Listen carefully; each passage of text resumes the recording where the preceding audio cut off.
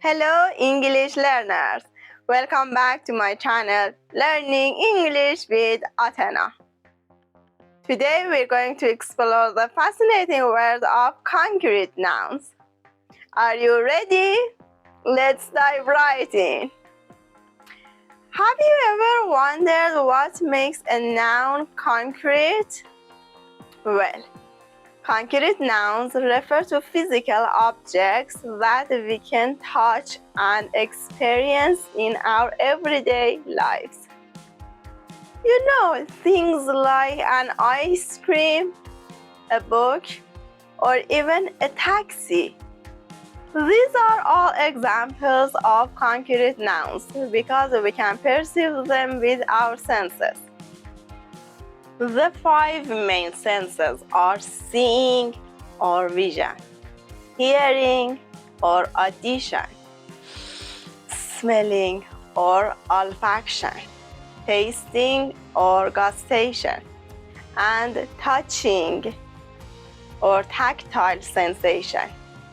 But how can we identify concrete nouns in a sentence? That's a great question. Whenever you encounter a noun and you're not sure if it's concrete or not, ask yourself, can I smell it? Can I taste it? Can I hear it? Can I touch it? Can I see it?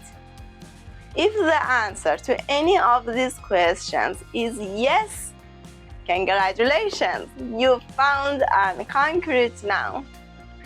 Let's try an example. Look at this sentence.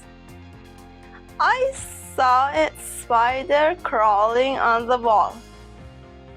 Can you find the specific noun?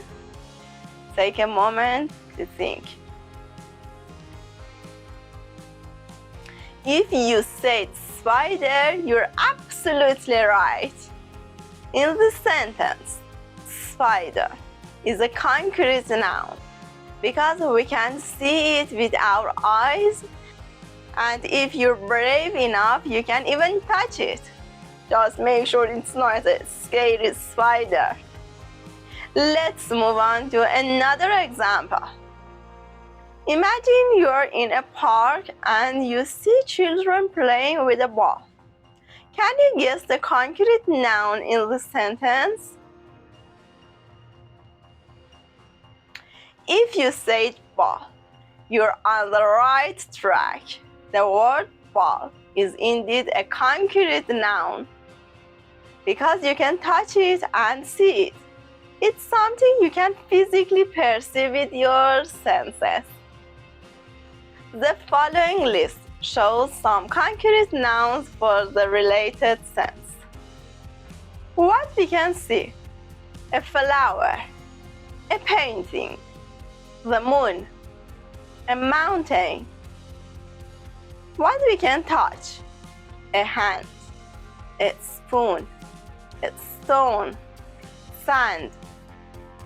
What we can hear: a doorbell, a siren, a song, laughter.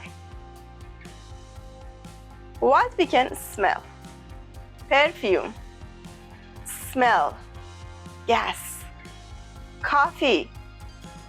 What we can taste: food, lemon, chocolate, honey.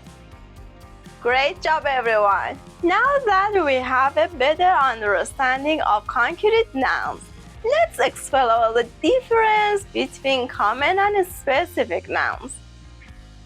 Concrete nouns can be either common or proper, depending on whether they refer to a general concept or a specific one. When a concrete noun refers to a general concept, we call it a common noun, and we don't need to capitalize its first letter.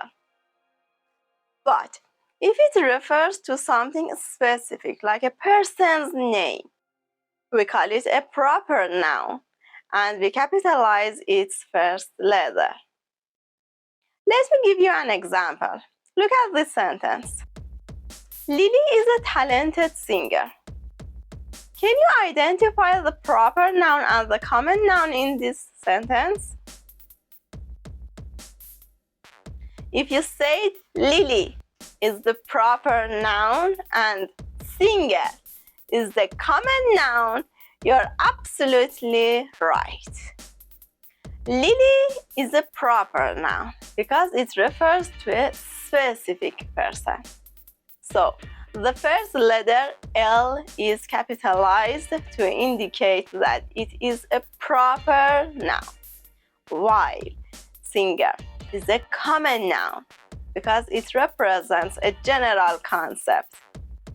But it's important to note that not all nouns are physically concrete.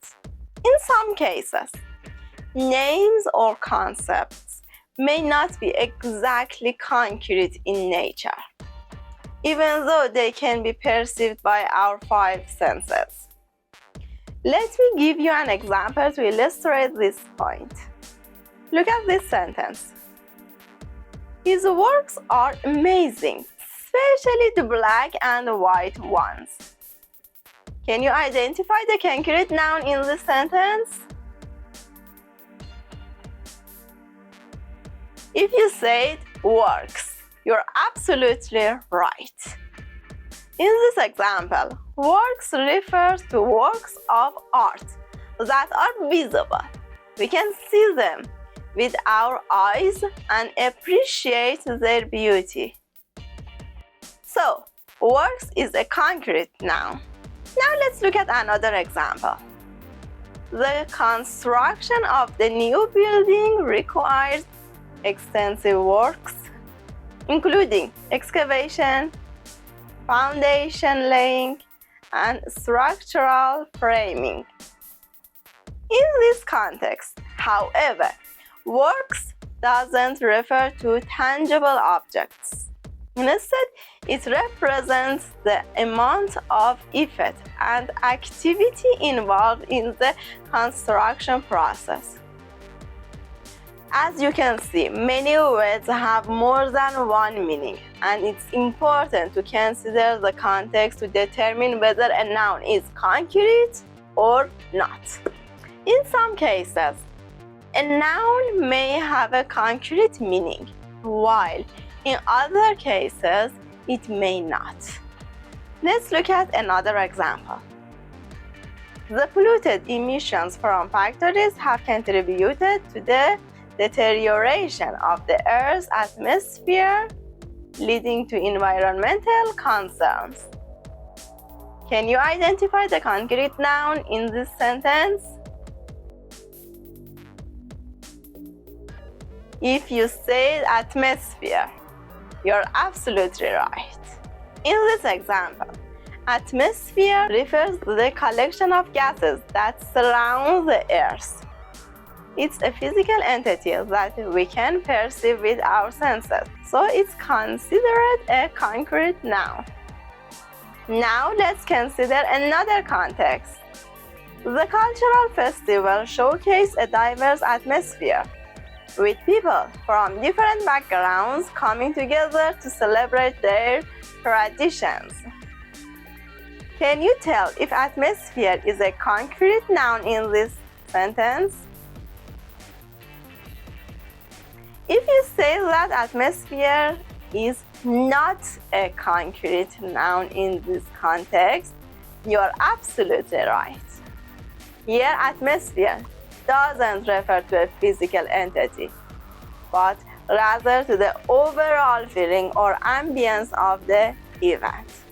It is an abstract noun because it cannot be perceived by our five senses. Well done, everyone. You're doing great. Remember, recognizing concrete nouns and understanding the difference between common and proper nouns can greatly improve your English. That's it for today's lesson on concrete nouns. In my next lesson, we'll explore abstract nouns. So stay tuned. Don't forget to like this video, subscribe to my channel, and leave a comment if you have any questions or suggestions for future topics. Thanks for joining me today. Keep learning, keep practicing, and I'll see you in the next video. Bye!